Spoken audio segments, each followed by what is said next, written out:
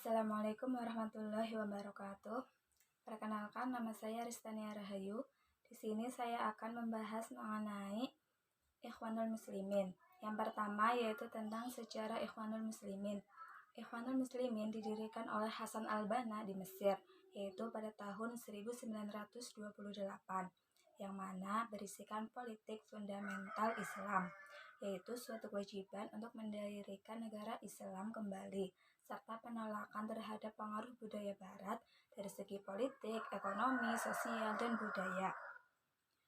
Kemudian, intinya gerakan ini itu sangat anti terhadap non-muslim maupun muslim itu sendiri yang mengadopsi budaya dari luar.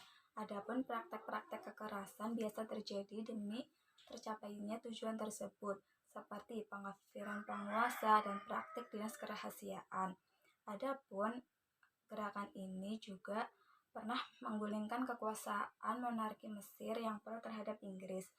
Gerakan ini juga mengirimkan relawan jihad ke Palestina, yaitu untuk melawan Zionis Yahudi.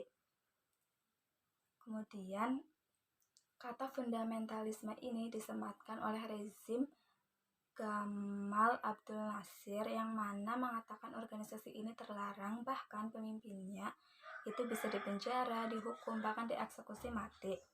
Kemudian yang kedua yaitu ada corak pendidikan Ikhwanul Muslimin. Jadi inti dari pendidikan Ikhwanul Muslimin ini adalah ketauhidan, yaitu pengesaan terhadap Tuhan Yang Maha Esa. Tujuannya mencakup dua hal. Yang pertama ada permanen, yang kedua yaitu konstitusional. Tujuan permanen diantaranya yaitu ibadah kepada Allah sesuai syariat. Yang kedua adalah tegaknya khilafah. Yang ketiga, saling mengenal di antara sesama manusia. Yang keempat yaitu kepemimpinan dunia. Serta yang terakhir yaitu menghukum dengan hukum Islam. Adapun untuk tujuan kontekstusional yaitu tujuan yang didasarkan pada arus masyarakat, sehingga kita harus bersiap untuk menghadapi tantangan ini. Di antaranya yang pertama ada budaya seperti khurafat, ateis. Kemudian yang kedua ada politik seperti demokrasi, komunis, sosialis. Kemudian ada politik ekonomi seperti Zionisme dan perang pemikiran dan juga perang peradaban. Kemudian yang terakhir ada sarana-sarana, pola-pola, dan tradisi-tradisi kehidupan seperti permasalahan pemurtadan, permasalahan pendidikan, dan juga permasalahan wanita. Kemudian prinsip gerakan Ikhwanul Muslimin ini ada 6 prinsip yang harus kita jalani. Yang pertama yaitu adalah bersih akidah, sehingga yang kedua kita bisa cinta karena Allah, yaitu mencintai Allah. Kemudian yang ketiga yaitu melaksanakan adab-adab Islam. Yang keempat berpegang teguh pada prinsip Islam. Yang kelima yaitu dakwah secara sungguh-sungguh. Yang keenam yaitu terakhir cinta kepada kebenaran.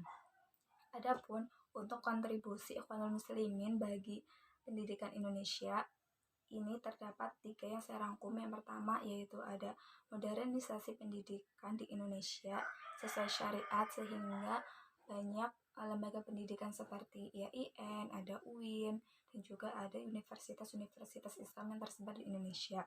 Yang kedua yaitu ada paham keagamaan yang sesuai dengan budaya di Indonesia, yang mana budaya Indonesia itu adalah multikultural.